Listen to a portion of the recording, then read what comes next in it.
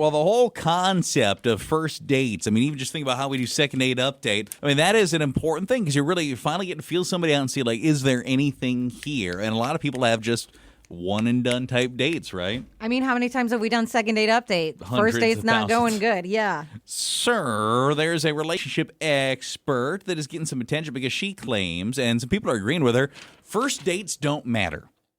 Why? A mediocre first date should not automatically mean that there is never a potential for a relationship there because some people just really aren't good on first dates. They get nervous, they're more reserved, they're slow to open up. So she says before rejecting somebody, go, did you have a reasonably good time? Was I attracted to them? And if the answer is yes, they're probably worth a second date. And just because you didn't sense the sparks or it was a little awkward or there's some lulls in conversation, that is sometimes just meeting somebody new and nerves. The real first date, she says, is date 2 or 3. Can you imagine going out 3 times unsure you're enjoying somebody? Well, I think, but see, you still have to at least have somewhat of a good time where it's not right away. I think most people want like immediately, oh my God, this is going to be my person. I do think that maybe you just got to wait and see, like, will things get better? Are people nervous? Like, as long as there's some sort of connection. But if you were a pile of awkward and all I can say is like, oh, yeah, but that Olive Garden was delicious. I mean, sure, I had a reasonably good time because I'm at Olive Garden and when I'm here, I'm family. I had unlimited breadsticks. But if the person I'm eating it with was like, whatever. But they still have to be okay. That's what I'm saying. I guess. It can't be a bad person where you're like, oh my God, we can't even have a conversation. Can you still have a conversation? Do you have some things in common? Now you get to know them better. Date 2, 3, less nerves, right?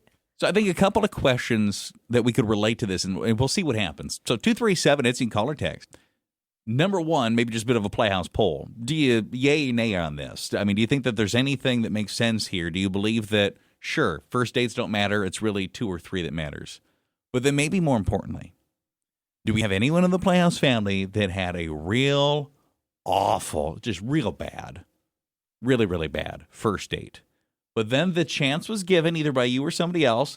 And then in that second or third date, it was like, oh my gosh, I'm so glad that I tolerated you after that first date because you are amazing. Someone said they absolutely agree with this. My husband and I had one of the most awkward first dates. He was so nervous.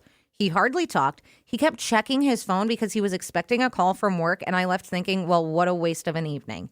He asked me out again, and I almost said no, but the second date, he was relaxed, funny, felt like a completely different person. We've been married 11 years now, and if I would have judged him on date number 1, I would have missed the best relationship of my life. Do you buy into this idea? First dates, they don't matter. No, life is too short. If they're bad, if they're dumb or weird or dangerous, don't go out with them again. I don't know. Like, your life is too short. Like, I feel like if I go out with a guy and I'm uncomfortable, I'm not going to go out with him again. Why would I do that? I mean, with these apps, there's plenty of guys to go out with now. There's a lot of fish in the sea. Why am I going to bother with this fish if I have to convince myself he's good? Someone said, with my ex, our first date, he could not stop talking about his dog.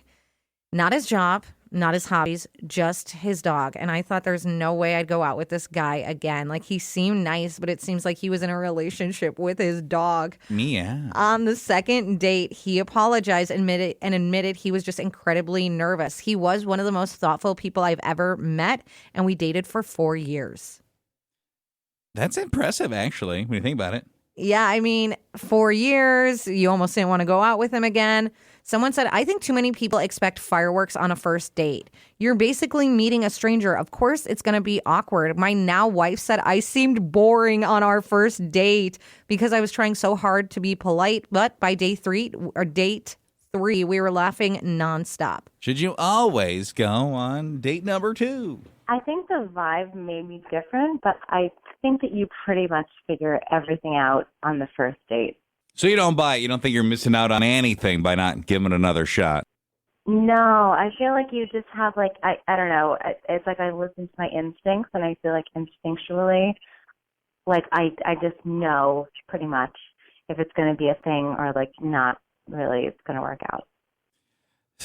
I do think most people can feel it out on date number 1. We've seen in second date update there are such things as like simple misunderstandings, Yeah. but let's be honest, most people can feel it out. Someone said, unless there's a major red flag. And that's what I think. Is it still, it's not the best date of your life, but you're still having somewhat of a good time. That's why I think you give it another go. I wonder how many dates do you think basically it's like, hey, you want to go out sometime? It's like, I mean, I guess I could eat, sure. That it happens. Yeah. We've learned that.